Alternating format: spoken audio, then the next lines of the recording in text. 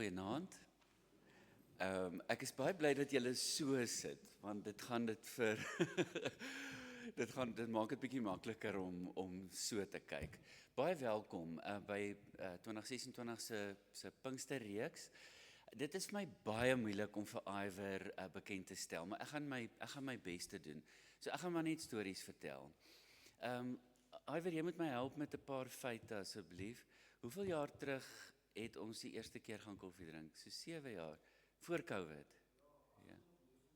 Ja, seker so 7 of 8 jaar terug, toe gaan drink ek en hy koffie vir die eerste keer, en dit was omdat 'n klomp mense vir my gesê het, ek moet hom ken, en 'n klomp mense het vir hom gesê, hy moet my ken. En toe kontak ons mekaar op sosiale media, en ons gaan drink koffie. Dit was toe Hoop het in Linden, ag nie in Linden nie, in Melville nog bestaan het. En ons het gaan sit die oggend, en ons het begin praat, en ons het albei geweet, we are friends for life. So dis wat heel eerste gebeur het. Daarna het ons die geleentheid gehad om 'n paar goed saam te doen. Ons het 'n kort reeksie op Via TV gehad, en ons het 'n paar podcast episodes opgeneem. Ek dink is tyd vir nog, as ons albei net daarby kan uitkom. Die belangrikste wat ek oor Iwer wil sê, is dat hy 'n volgeling van Jesus is. Die ander ding wat ek miskien ook wil sê, is dat hy baie reis reg oor die land om te praat. Hy praat baie met skole, hy praat met laerskoolkinders, hy praat met hoërskoolkinders, en oral waar hy gaan, raak hy mense aan. So Iwer, dit is vir ons baie lekker om jou hier te hê. Mag jy geseënd wees in wat jy deel. Ek weet jy's 'n biddende volgeling van Jesus, en ek weet jy is oop en ja, jy's toegerus om met ons te deel hier in Pinkstertyd. Moet asseblief nie vergeet dat daar sop en brood is na die tyd nie. Amper dog ek nou Hannie gaan na die orgel speel. Dit sal interessant wees, Christo, jy en Hannie saam. Welkom almal, Iwer welkom, ons sien uit, kom eet 'n broodjie en drink 'n soppie na die tyd in die konsistorie, amper seker in die saal, die koor oefen in die saal. Kom ons bid, en dan gaan ons 'n lied saam sing. Kom ons bid. Here Jesus, soos altyd is U in die middel van hierdie byeenkoms. U is die rede hoekom ons hier is. U het ons elkeen geroep. U rus ons elkeen toe. U ken ons elkeen deur en deur. Vanaand is dit ons grootste gebed, dat U vir Iwer sal gebruik, hier by ons en tussen ons. Wonderlik dat ons in hierdie tyd mag saam wees, na mekaar mag luister en by mekaar kan leer. Vir U teenwoordigheid in elkeen van ons se lewens sê ons dankie, en ons wil onsself elkeen oopmaak vir U Gees in die volgende paar dae. Ons bid dit in U naam. Amen. Ons gaan bly sit en 'n lied saam sing, en dan gaan Iwer voortgaan.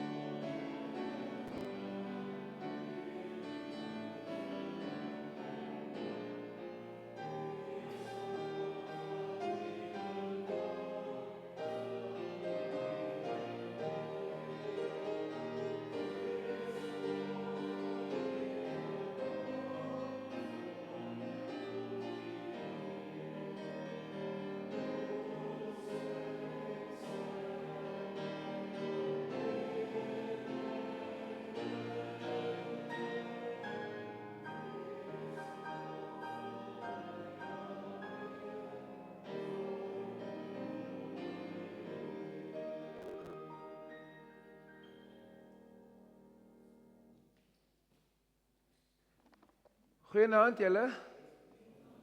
Ek sê vir julle dankie. Dit is 'n voorreg, Rudy, om vanaand hierso by julle te kan wees en te kan die paar dae met julle deel wat ek hopelik glo die Here het op my hart gelê vir ons, nie net vir julle nie. Ek praat nie met julle nie, ek praat met ons en ek glo die Here het iets op my hart gelê wat ons saam met ons kan vat in ons eie lewens en stories. Ek het so 'n klein boekie geskryf, Nogtans Geloof, en die storie van Habakuk, en dis so 'n paar dele van Habakuk wat ons mee gaan werk vir die volgende 3 aande.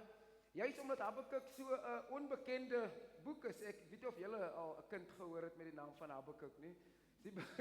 Is nie bekend nie. Kry baie Salomons, kry baie Davids, kry baie Johannes, kry baie Lukas, maar Habakuk is nie een van daai wat jy omdat hy 'n onbekende 'n profeet is. Hy's 'n kleiner profeet, nie omdat hy 'n kleiner boodskap gehad het nie, net omdat hy 'n kleiner boek, 'n volume opvat in die Bybel. Die hele boek van Habakuk is net 56 verse lank. Jy kan hom letterlik lees in 13 minute. Ek het dit al oor en oor gedoen. Party van ons wat stadiger lees, soos my seentjie, hy kan glad nie, hy vat so 4 ure, 5 ure, en dat hy nog eers die eerste versie gelees het. Party vat 'n halfuur, maar die boek is baie kort. Habakuk is ook, hy's 'n tydgenoot van Jeremia, hy's 'n tydgenoot van Esegiel, en Habakuk is die enigste profeet wat nie 'n boodskap van God af ontvang het voordat hy met die mense gepraat het nie. Hy het gekyk na die mense se storie, na die mense se lewens, hy het gekyk na wat om hom gebeur, en hy het gesê soos Popeye, that's all I can stand no more. En hy het na God toe gegaan namens die mense. En dit is kom ons vir die volgende 3 dae sommer die tema van profetiese waagmoed gaan oor praat. Dat ek en jy die vryheid het om namens God se mense na hom toe te kan gaan en te sê, Here, hier's besig om ongeregtigheid te gebeur, mense is besig om gebroken te wees, mense is besig om mekaar seer te maak. Ek wil net weet, is u wie u sê u is? Ons het baie ander profete deesdae, jy kry in verskillende kerke en tradisies kry profete wat net die toekoms voorspel. En dis nie eintlik 'n Bybelse profeet se werk, dit was nooit hulle werk om die toekoms te vertel, om 'n duister rol, en daar gee hy vir jou 'n hele toekoms nie. Die profete het altyd gesê, wat is die mens besig om te doen, en wat is God besig om te doen, en wie moet gehoor gee aan daai boodskap. En Habakuk is die enigste profeet wat dit anders so omgedoen het. Hy het nie gesit en wag tot God met hom praat nie. Hy het gekyk na die wêreld om hom, hy het gekyk na die stad om hom, hy het gekyk na die mense om hom, en hy het gesê, ek gaan met God praat oor die mense en namens die mense. So ek wil vanaand se boodskap inlei met die teks. Nie die bekende teks van Habakuk 3 vers 16 tot 19, julle onthou daai, elke doilie, elke koppie, die verjaarsdagkaartjie het iets van daai op, nogtans, nee. Nogtans, al sou die vrye boom nie bot nie. Maar ek wil begin eers by Habakuk se aanvanklike gebed aan God. Ons almal hardloop vinnig na Habakuk se nogtans sal ek in die Here jubel, maar hy het nie begin by nogtans nie. Hy begin met 'n klaaglied na God toe. So kom ek lees vir ons Habakuk 1 vanaf vers 1 tot 4. En dan gaan ons kyk tot waar ons gaan. Toe ek vir Rudy sê, ons maak ons 8 uur klaar vanaand. Kyk hy met sulke groot toe sê jy joke nou net. Toe sien ek hy raak so 'n bietjie benoud. Toe sê ek nee, ek grap net. So ons gaan kyk waar ons vanaand uitkom met Habakuk 1. Habakuk 1 vers 1 tot 4. 'n uitspraak van die Here wat hy aan die profeet Habakuk geopenbaar het. Habakuk se klag. Hoe lank moet ek om hulp roep voordat u hoor, Here? Hoe lank moet ek bly kla oor geweld voordat u red? Waarom laat u my die onreg sien wat gedoen word? Waarom kyk u toe as daar soveel ellende is? Oral rondom my is daar onderdrukking en geweld en word daar getwis en baklei. Die wet het nie meer krag nie en daar geskied nie meer reg nie. Slegte mense het die oorhand oor die goeies en so word die reg verkrag. Het voel vir my asof Habakuk vir 2026 iewers in die wêreld skryf. Want as ons kyk om ons, as ons eerlik is met onsself en as ons net gaan stilstaan, dan gaan ons depressie uitgaan. So ek hoop ons gaan net stilstaan by Habakuk 1 vers 1 tot 4 nie, want dan gaan ons almal depressief uitgaan. En dit is wat Habakuk aanvanklik toe hy kyk om hom met sy profetiese oog, toe hy sien hoe lyk die mense se situasies, toe sê hy vir God, dit is onmoontlik dat dit die enigste opskrif is van my mense. Is dat daar getwis word, dat daar beklei word, dat slegte mense die oorhand het oor die goeies, is dat niemand goed doen nie, dat daar getwis word, dat daar net geweld is, dat daar net onreg is, en dit is baie gelowiges se uitkyk op die wêreld tans. Wanneer hulle net na die wêreld kyk vir hoe dit lyk, wanneer hulle net na die wêreld kyk met die blote oog van die vlees, dan is daar nie hoop nie. Dan stem ek saam met elke koerant opskrif wat net negativiteit en net slegte goed verkoop. Maar dit is nie die boodskap van die evangelie nie. Dit is nie die boodskap wat Habakuk aan die einde van sy boek verkondig nie. Hy begin met 'n klaaglied. Hoe sê die lied? U neem my klaaglied en wat? U skep 'n loflied. So ons moet ook daai twee kontrasterende wêrelde vashou, dat hy begin met kla en dan eindig hy met 'n loflied. En ek wil vanaand 'n bietjie stil staan by die klaaglied, want ons lewe tog in 'n samelewing waar dit baie maklik is om die idee van toksiese positiwiteit, om vir mense te sê, ag, jy het so baie om voor dankbaar te wees, hou net op kla. Nee? En ek dink daar is plek vir dit.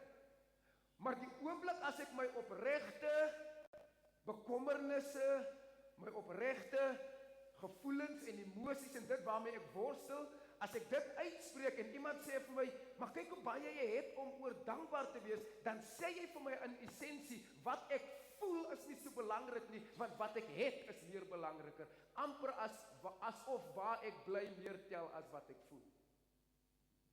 En dit is maklik om opgesweep te raak in al die retoriek van negativiteit en die ekonomie. Ek weet nie wie van julle ry dieselkarre nie, die Here seën julle en behoed julle en bewaar julle en skyn sy aangesig oor julle en al daai goeders. Ons met die klein karretjies, man, ons vlieg hier deur die strate. So dit is maklik om net die een kant van die muntstuk te kyk en te sien. Alles is negatief en alles is doem. Maar dit is ook maklik om te ontken of te dismiss, soos die Engelse sê, wat mense in hulle diepste wese voel. En daarom kom gee Habakuk eintlik vir ons taal dat dit oukei is om by God te kla. Dat dit oukei is dat jy geregverdig is wanneer jy voor God sit en jy vra vir hom, hoe lank nog, Here? Hoe lank nog het op ons straat so WhatsApp groep vra daar gereeld iemand, hoe lank nog moet die straatligte nie werk nie? Nou, maar kyk, het dieselfde gevoel. Hoe lank nog moet dit en dit en dit gebeur? En die lewende God sê vir jou vanaand, dat het oukei is, dat jy by hom kla. Dat het oukei is, dat jy jou bors oopbreek en sê, Here, dit is nou genoeg, as ek met by iemand anders gaan kla, gaan ek hulle saam met my aftrek, ek kom na jou toe, want jy was en jy is en jy sal wees, en so ek wil by jou hoor, soos wat Habakuk gevra het, ek wil by jou hoor, hoe lank nog moet al die goed gebeur?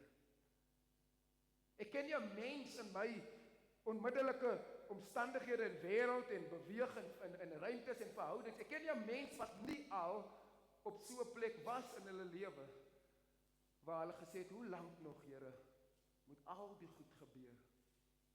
Ek dink aan my vriend daar in Pretoria by ons kerk, wat konstant vir die Here vra, hoe lank nog, Here, moet ek bid en vertrou vir 'n werk, en steeds lyk dit asof ek nie dit gaan maak nie. Steeds lyk dit asof die wat sleg doen, die wat korrup is, die wat steel, asof hulle blinkmond eet, en die wat u probeer opreg dien, asof hulle net altyd aan die kortste strooitjie trek. Dis 'n refrein wat deur elke gelowige se hart iewers in hulle lewe gaan. En die Heilige Gees van God sê vir jou dat dit oukei is, dat jy mag kla by hom. Dat jy jou storie ook met 'n klaaglied kan begin, dat jou storie ook met ek stort my hart uit voor die Here, dat my storie ook eers op 'n donker plek begin, maar dat ek nie daar moet bly met my storie nie. Dat ek nie daar moet bly met my uitkyk op Suid-Afrika of op die wêreld of op godsdiens of op die kerk nie. Ek moet skuif. En ek gaan Woensdag aan. By the way, ek wil net sê, gewoonlik doen mense mos Pinkster Sondag, Maandag, Dinsdag, Woensdag, Donderdag. Ek wonder, Rudy, het jy my nie vertrou nie dat jy my net 3 aande gegee het? Alle Pinksterpredikers kry 5. Party kry die Sondagoggend en die Sondag aan. Ek kry 'n Maandag, Dinsdag, Woensdag. Ek betwyfel ons vriendskap, bro. Ek gaan Woensdag aan gaan ek vir ons so 'n bietjie taal gee oor hoe lyk daai nogtans geloof van Habakuk. Hoe lyk daai perspektief? Wat se sleutels is daar in daai perspektief wat ek en jy moet hê? Maar kom ons staan net stil by Habakuk se eerste klagte. Hy sê, hoe lank moet ek roep om hulp? U luister nie na my nie. Geweld roep ek baie hard, maar u red nie. Waarom laat u my die onreg en die ellende sien wat om my gebeur? En dit is die uitroep tot 'n profetiese courage, prophetic courage. Dit is die uitnodiging tot dit is om te sê, Here, hoekom sien ek dit? Miskien is dit omdat ek dit sien, vra die Here vir my dat jy iets daaraan moet doen. Weet of julle al die storie gehoor het van die 2 mans wat gestap het en die een vriend lyk baie bedroef en sy vriend vra vir hom, hoekom lyk jy so bedroef? Hy sê, maar ek het iets wat ek vir die Here wil vra. Hy sê, wat wil jy vir die Here vra? Ek wil vir hom vra, maar hoekom doen hy nie iets aan al die probleme en al die ongeregtigheid en al die onreg wat gebeur? Hoekom? En hy sê, maar dit is 'n maklike vraag. Hoekom vra jy dit nie vir hom nie? En die bedroefde vriend sê, want ek is bang hy vra vir my dieselfde vraag. Ek is bang hy kyk na my en hy sê, jy vra vir my al die, hoe lank moet ek roep om hulp? Hoe lank moet ek die onreg sien? Hoe lank moet ek kyk dat daar vernietiging en geweld is? Ek is bang die Here vra vir my, Iwer, hoe lank gaan jy toe kyk? Dat mense honger is, dat mense gebroken is, dat mense uitroep, dat mense hartseer is, dat mense wonder waar God is. Ek het jou gemaak vir 'n tyd soos die, sodat jy in kan staan vir dit. En ek ken baie mense wat twyfel in die feit dat hulle by God mag kla. Want hulle is 'n teologie gegee wat net gebou is op goeie weeromstandighede. 'n Teologie wat net gebou is dat alles moet altyd goed gaan. 'n Teologie wat net gebou is op Jeremia 29 vers 11. 'n Teologie wat gebou is op, ek is tot alles in staat deur Christus wat my krag gee, behalwe as dit koud is of as dit reën. Dan kom ek nie kerk toe nie. Maar ek is tot, die rest is ek tot in staat, behalwe as ek my werk verloor, dan kan ek nie meer. Behalwe as ek 'n diagnose het wat nie vir my so positief lyk nie, ek is tot alles in staat, behalwe wanneer die regte lewe met my gebeur. En Habakuk probeer vir my en jou in 56 verse probeer hy vir ons taal gee. Hoe sal dit lyk wanneer jy na die lewende God toe gaan? Nie omdat jy dink jy moet iets doen om sy aandag te kry of om sy liefde te wen of om te kyk, Here, kyk op 'n vorm ek, Here. Hoe sal dit lyk as jy 'n profetiese stap vat en na die Here toe gaan en sê, ek sien, daar is te veel mense wat opgee, wat swaar kry, wat sê daar is nie 'n God nie, omdat hulle net na die blote omstandighede in hulle lewe kyk.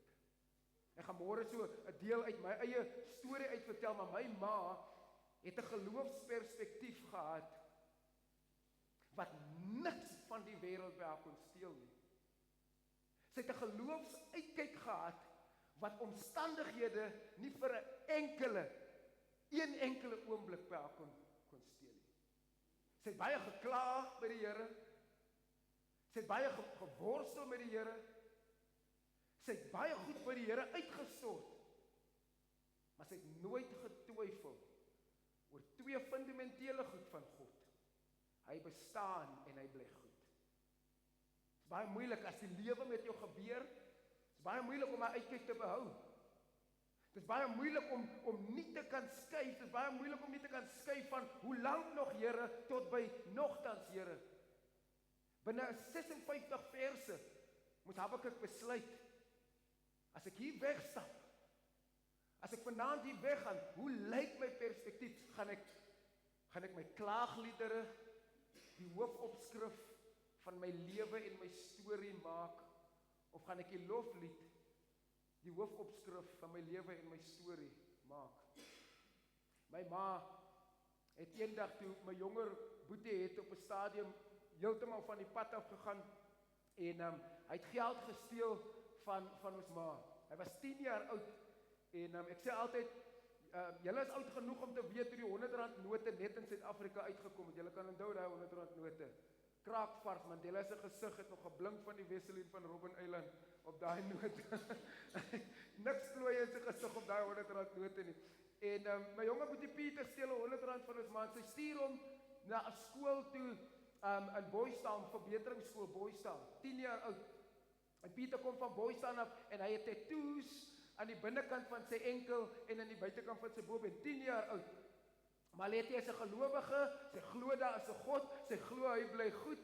En hier kom 'n toets van daai geloof. Dit is maklik wanneer dit goed gaan om te sê nogtans. Maar wanneer jy vir die soveelste keer bid en jou vending machine God, jou request, jou demand en supply God, jou mooi weers God, kom nie deur vir die soveelste keer nie, dan lyk nogtans anders. En eendag toe kom my ouer broer huis toe, en hy's gerook en hy's dronk, en hy doen die ondenkbare, hy vat 'n Shoprite plastic sakkie, hy steek dit aan die brand, en hy brandende plastiek op daai 10-jarige laaitjie se bene drup, en hy vryf dit in sy bene in. En wat het Maletti gedoen? Sy het steeds geglo, daar is 'n God en hy bly goed. My omstandighede bepaal nie wie God is nie. Inteendeel, as ek God net kyk na deur die lens van my omstandighede, sal God nooit goed is nie. As ek na God kyk net deur die lens van my omstandighede, sal God vir my, wat iwer is, net die 25ste van elke maand goed is, wanneer hy paycheck deurkom. En dan die 26ste is hy nie goed nie, want dan is al die debit orders deur. Dis wat gebeur met baie mense se geloof, wanneer die regte lewe met hulle gebeur, dan kan hulle nie na God kyk deur die lens dat hy nog altyd goed was, ongeag my omstandighede nie. En ons lees God se antwoord aan Habakuk. Want God sê, jy wil my challenge, okay, kom ons praat. Jy wil my challenge.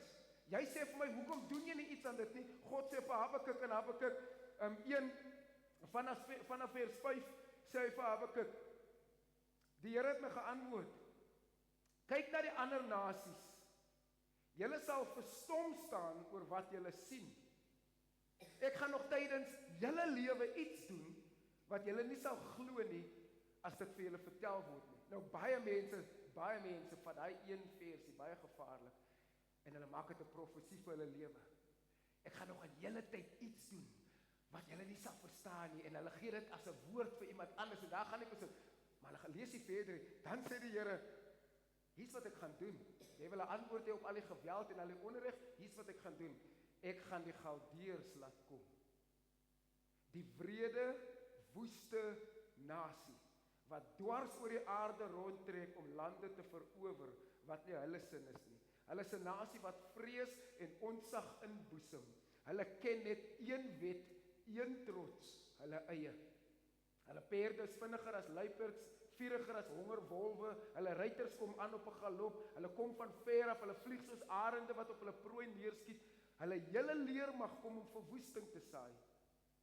Die Galdeërs dryf die spot met konings en lag maghebbers uit. Dan sê dit in vers 11, vir hierdie sondige nasie is sy eie mag sy God. En ek kan in my geestesoog net verbeel hoe Habakuk iewers skielik wegtrek. Wait a minute, wag net Here, ek het nie dit bedoel nie. Ek het nie bedoel dat u dinge moet erger maak nie. Ek het gebid dat u 'n uitweg moet stuur. En as die uitweg nie lyk soos wat my en jou verwagtinge is nie, is dit maklik om teleurgestel te word in God, maar nie in ons verwagtinge nie. God is wie hy is en hy sal wees wie hy is nog altyd deur die eeue. Ek en jy het ander verwagtinge van God. En dis die verwagtinge wat ons teleurstel. Dis nie God wat ons teleurstel nie. Dis wat ons wil hê hy moet vir ons doen wat ons teleurstel. En Habakuk gee vir ons 2 sleutels uit sy boek uit. Die eerste sleutel is, partykeer is dit oukei om net niks te sê vir God nie. Partykeer is dit oukei om te skree voor God, om te lament voor God, om te kla voor God, en partykeer is dit oukei om net niks te sê vir God nie. Net om te sê, soos die psalmdigter sê, ek is hier op aarde, u is in die hemel, so ek sal uit my woorde min bly. Ek gaan nie 'n rusie maak met die God wat deur die eeue nog altyd was, wie hy gesê het hy sal wees. Want ek en jy het die geneigtheid, ek iwer het die geneigtheid om wanneer dinge nie in my lewe uitwerk soos ek het te verwag nie. In my kortstondige 41 jaar van bestaan op die aarde, kom ek tot die konklusie, miskien is God nie so goed soos wat ek gedink het hy is nie.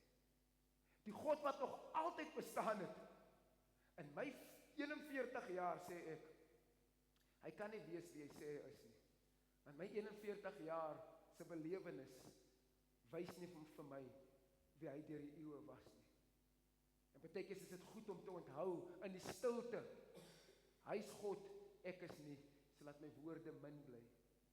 En partykeer is dit goed om te onthou, God wil hê, ek moet my hart uitstort vir hom, ek moet die onderskeiding kan hê, wanneer is die regte tyd vir wat. Ek en jy kan storie op storie vertel van mense wat aanhou bid het en aanhou glo het en aanhou vertrou het en aanhou smeek het en aanhou selfs vas het. Asof hulle dink God het 'n meganisme, daar's 'n formule om hom uit te figure. En as ons nie gaan onthou dat God relasioneel werk met my en jou nie, dat hy in verhouding met my en jou werk nie, dan gaan ons aanhou vashak by die formule. As ek net vir soveel dae kan bid, as ek net vir soveel dae kan vas, as ek net vir soveel dae kan huil, as ek net vir soveel dae kan dit doen. En die God van die hemel en aarde werk nie so nie. Hy werk in verhouding. Dis hoekom hy in hoofstuk 2, dan gee hy vir Habakuk actually die perspektief wat Habakuk moet hê. Habakuk sê in hoofstuk 2, ek wil op my uitkyktoring gaan staan. Ek wil my plek op die vestingmuur gaan inneem. Ek wil wag om te verneem wat die Here vir my sal sê en wat ek moet antwoord wanneer mense my vra en my verwyd. Die Here het toe vir my gesê, skryf wat ek aan jou gaan openbaar, duidelik op kleitablette, sodat mense dit sommer in die verbygaan kan lees. Die openbaring geld vir 'n bepaalde tyd, dit sal gou kom en dit sal sekerlik gebeur. Dis eers toe Habakuk 'n posisie inneem, 'n postuur inneem van sy hart waar hy sê, nou dat ek besef het, ek is nie God nie. Ek kan nie dinge maak gebeur nie. Ek kan hoe baie op my kop dans, ek kan hoeveel offers gee, ek kan hoeveel graanoffers, ek kan hoeveel dansies maak, ek kan nie God se hand skuif nie. Ek kan net in verhouding met hom leef. En dit bly die uitnodiging in 'n tyd soos die. Dit bly die uitnodiging toe Jesus na sy hemelvaart of met sy hemelvaart vir sy disippels gesê het: Wag. Moenie rondhardloop en jou eie ding gaan doen nie. Wag totdat ek die gawe, die voorspraak, die Heilige Gees gaan stuur. Wag. Ons lewe in 'n samelewing waar ons een van die beste slogans in Afrikaans het. 'n Boer maak altyd 'n plan. Nee, en wat sê ons? 'n Kalk is die plan. Nee. Hoekom sê ons 'n boer maak altyd 'n plan? Want ons is nie 'n samelewing wat hou van wag nie. As die pakkie 2-minute noedels sê 2 minute, wat sê ek? Kom in 'n minuut en 'n half. As daai liggie net by die robot, as hy wil net swaai na hy's nog bloed, hy wil net lyk asof hy nou ekskideer. Suid-Afrikaners sien wat oranje lig as eintlik is ek moet nou vinniger gaan.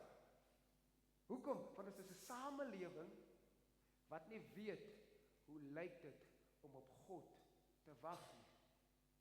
'n Samelewing wat nie weet wat vat dit van my om alles wat ek het en alles wat ek is in God se hande te plaas en sy Kairos tyd, sy tydsberekening te vertrou nie. Die Bybel praat van 2 soorte tyd.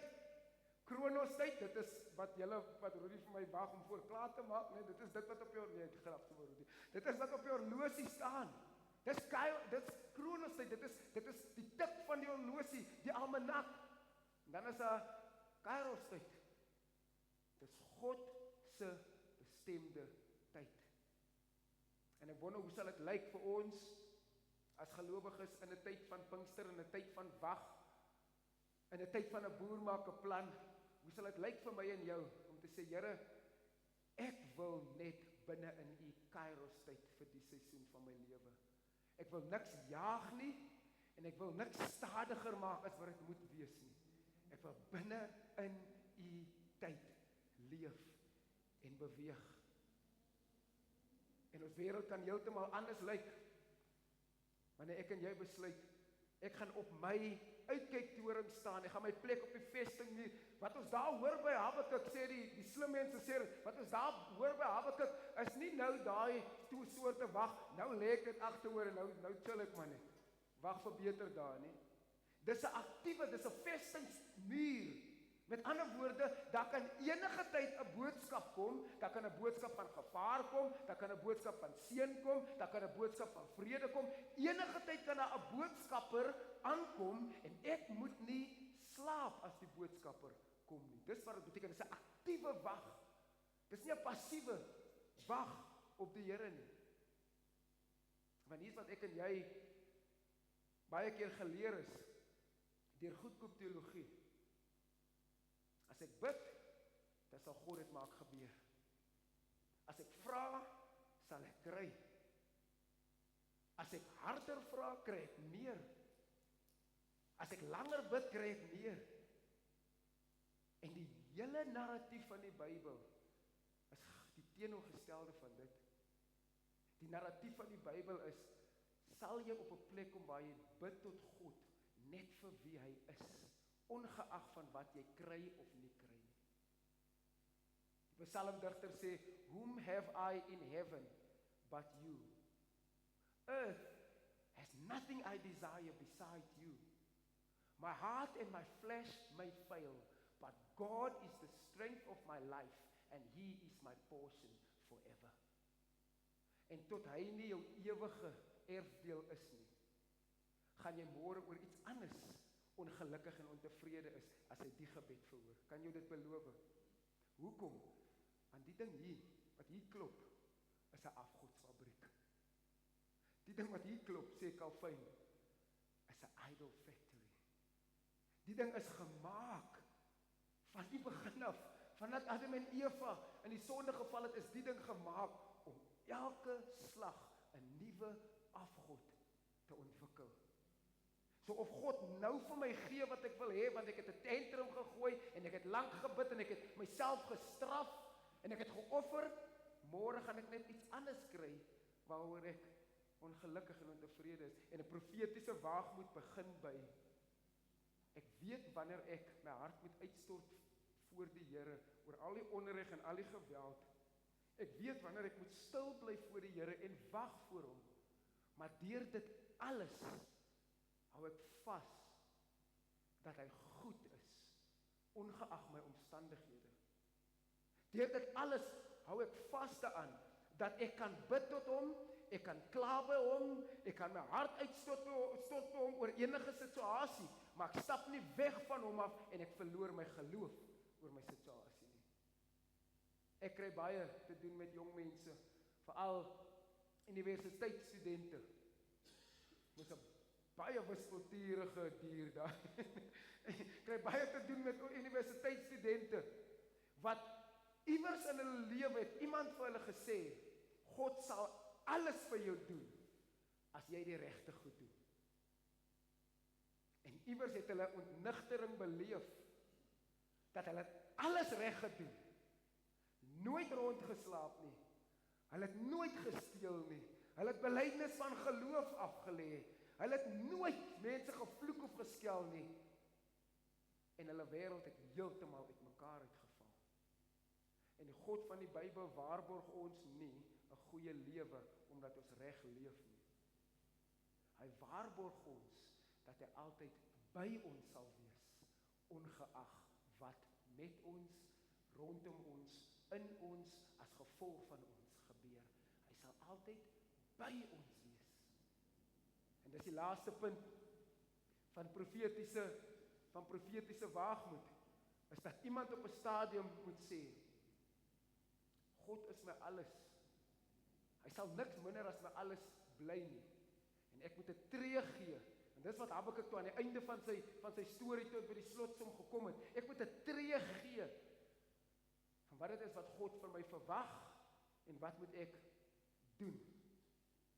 Ek onthou 'n paartjie met die naam van Gerrit en Ami Kutse in Grabouw in die Gaatjie. Wit Afrikaanse paartjie wat met die woorde van Habakuk geleef het asof dit al is wat daar is om aan vas te hou.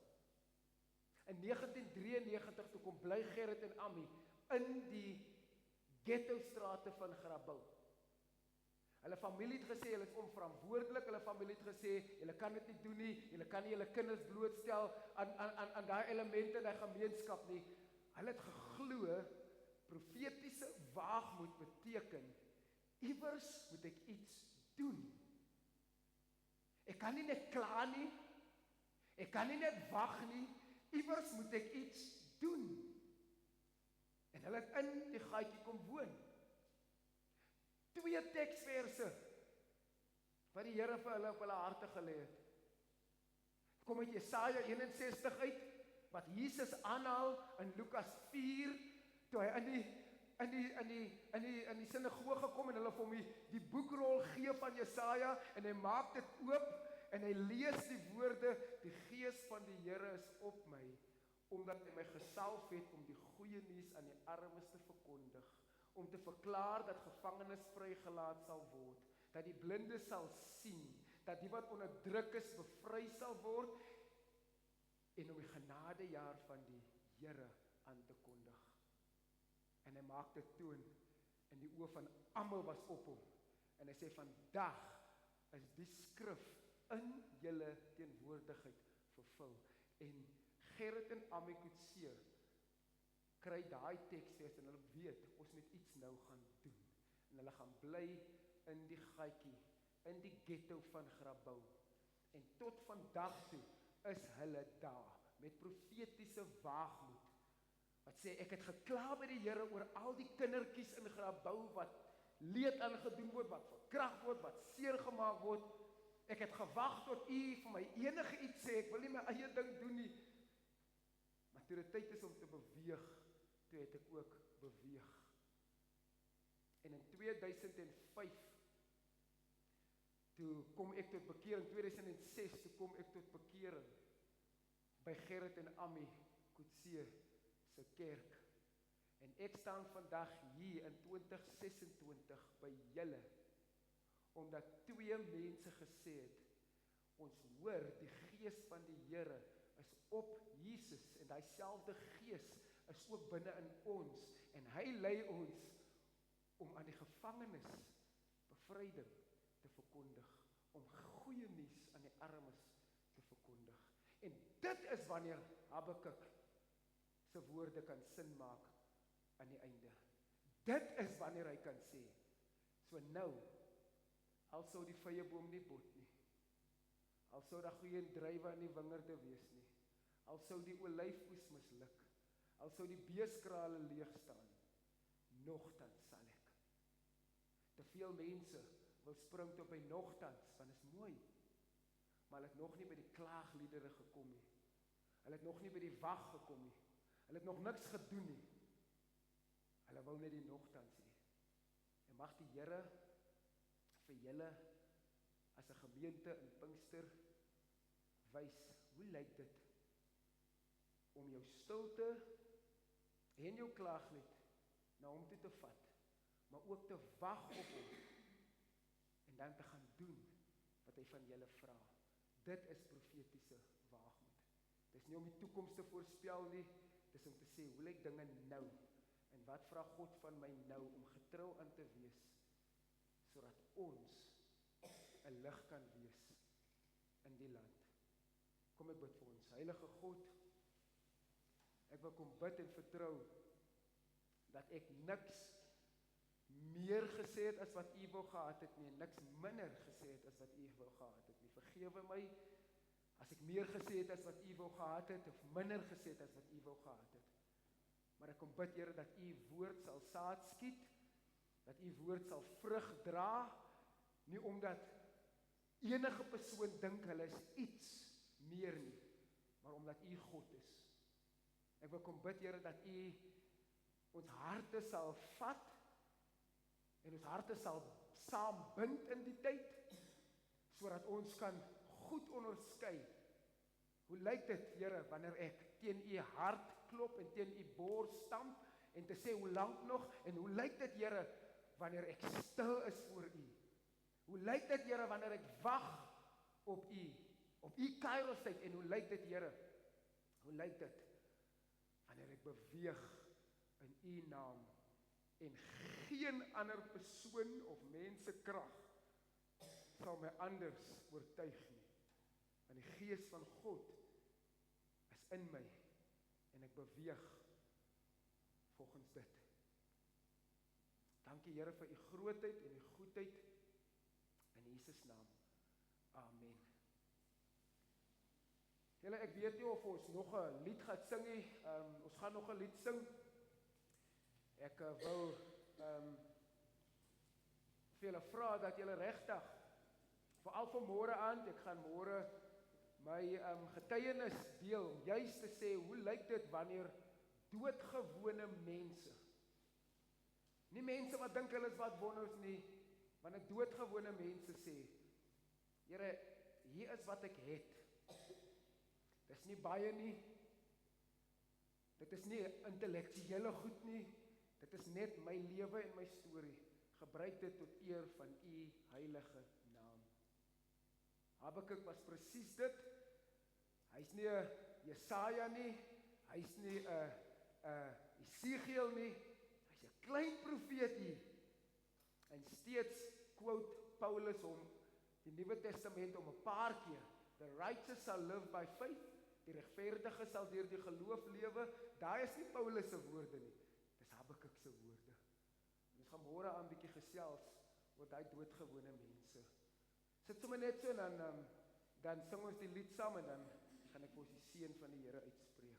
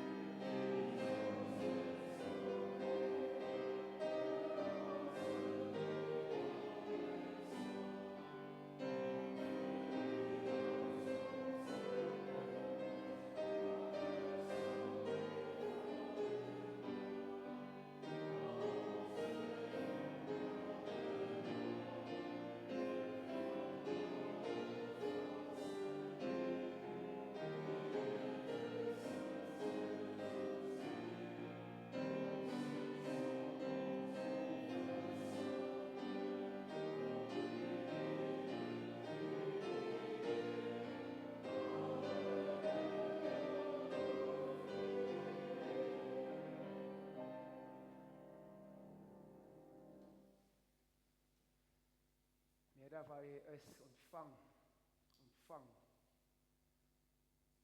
seën van die Here. Die genade van ons Here Jesus Christus, die liefde van God, ons Vader, die vriendskap en die teenwoordigheid van die Heilige Gees is en bly met almal. En elkeen wat dit glo, sê amen. Daar is